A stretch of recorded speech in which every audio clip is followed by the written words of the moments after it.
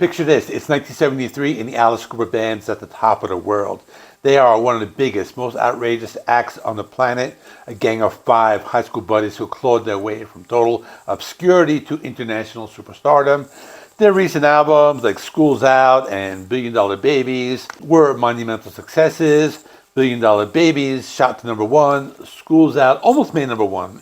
Got to #2, and they were a global phenomenon. They were selling out arenas, reportedly breaking box office records once held by the Rolling Stones, and had become so famous that frontman Alice Cooper even appeared on the cover of Forbes magazine, not just for the music, but as the face of rock's massive new profitability. The band was a well-oiled machine of shock, awe, and incredible rock music, but behind the grease paint and guillotines, that machine was starting to fall apart. They were at the peak of their powers, but their final album as a classic lineup was Muscle of Love. This was secretly a battleground of clashing egos, addiction, and pure exhaustion.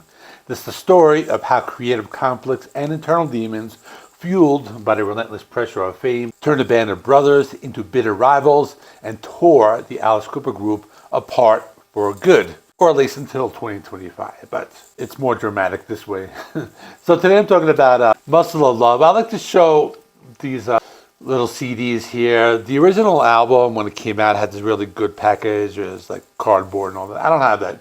I just have this one that's in this package, but it's actually a really good album. The story is pretty interesting, which I'm going to tell in the rest of this video, but I actually like this album, some good songs. Like Big Apple Dreaming, that's a fun song. I really like Hard Hearted Alice. That's like a very proggy song. The Man with a Golden Gun, that was like supposed to be a James Bond song. That's a really good one. It's more of a rock album. It's more theatrical. It's not very creepy, but it's a little more of a fun album, but I think the songs are really good. So for the rest of the video, I'm going to be telling the story about basically how this album was really had lots of problems and how it caused them to break up. So let me go into the story now. This is the story of Muscle of Love. The rise of the Alice Cooper Group is a classic rock and roll story. 5 friends from Phoenix, Arizona, Vince Fernier on vocals, Glenn Buxton on lead guitar, Michael Bruce on rhythm guitar, Dennis Dunaway on bass, and Neil Smith on drums, moved to LA and then Detroit. They perfected this bizarre theatrical act that completely baffled people early on, but with manager Shep Gordon and producer Bob Ezrin later on, their sound and vision finally clicked, starting with 1971's Love to Death and hit single I'm 18. They shot into the stratosphere. They had a really good run of 4 albums, starting with Love to Death, Killer, School's Out, and then Billion Dollar Babies. So these were the albums that really made them famous, but each one was probably like better than the last. Maybe not School's Out. The first 2, Love to Death and Killer, are awesome. School's Out a little lower, but then Billion Dollar Babies is awesome. But they achieved the dream they chased ever since high school. They were 5 albums in, 5 non-stop tours, and just a few years had pushed them to the breaking point. So how do you follow up a platinum-selling, chart-topping monster like Billion Dollar Babies? As they entered the studio in 1973 to record Muscle of Love, the cracks that had been forming just under the surface began to split wide open. The recording sessions for Muscle of Love were, by all accounts, a miserable experience. Bassist Dennis Dunaway later recalled feeling that everything was being pulled out from underneath us. As hard as we tried to get it back to where it once was, we had that sinking feeling going on. The band was completely worn out. Dunaway described the state of too much exhaustion, a feeling shared by the rest of the group, who were drained from the constant cycle of writing, recording, and touring. One key person was missing, producer Bob Ezrin. Ezrin was their George Martin, the 5th member who helped turn their chaotic energy into polished theatrical masterpieces. Publicly, the story was that Ezrin was sick, but as the band later recounted, the real reason was far more dramatic. Tensions had boiled over during a rehearsal where guitarist and main songwriter Michael Bruce clashed with Ezrin over an arrangement of a song called Woman Machine. When Bruce wouldn't budge, Ezrin walked out, leaving a huge void. New producers Jack Douglas and Jack Richardson were brought in, but without Ezrin's unifying presence. The arguments that had been simmering for years finally exploded. The sessions were scattered across studios in Hollywood, New York, and the band's own Connecticut mansion. The creative process, once a team effort, was now totally fractured. Alice himself later admitted, "It's not complicated, there's not a lot of theatricality on it. It's a very basic rock and roll throughout." The band had stripped back the theatrics on purpose, but the result was an album that many, including the band, felt was inconsistent and just didn't have that old magic. The conflicts weren't just creative. The non-stop rock star lifestyle was taking a serious toll. Lead guitarist Glenn Buxton, whose snarling, one-of-a-kind riffs were a cornerstone of the band's sound, was deep in substance abuse. His health problems got so bad that his role in Muscle of Love sessions became a huge point of contention. According to drummer Neil Smith, Buxton was so unreliable he was essentially not invited to play. To maintain the illusion that the five-piece band was a solid unit, he was credited, but most band members agree his iconic guitar parts were secretly played by session pros like Dick Wagner and Mick Mashbeer. Glenn Buxton, the man Alice would later call the Keith Richards, was a ghost in his own band, physically there but creatively gone. Buxton wasn't the only one struggling. Alice has since admitted his own battles with alcohol and cocaine were setting him back.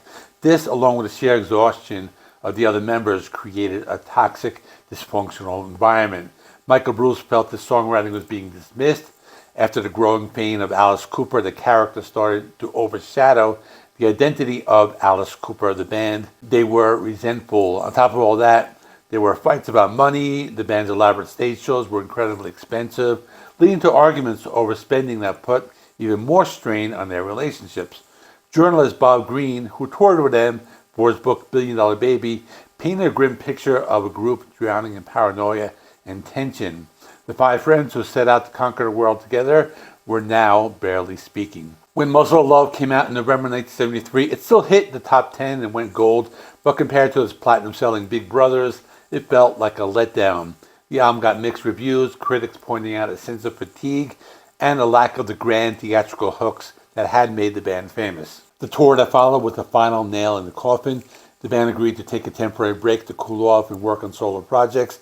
Michael Bruce wanted to make a solo record, frustrated that his songs were being twisted into something else, while Alice wanted to try acting, but the hiatus soon became permanent.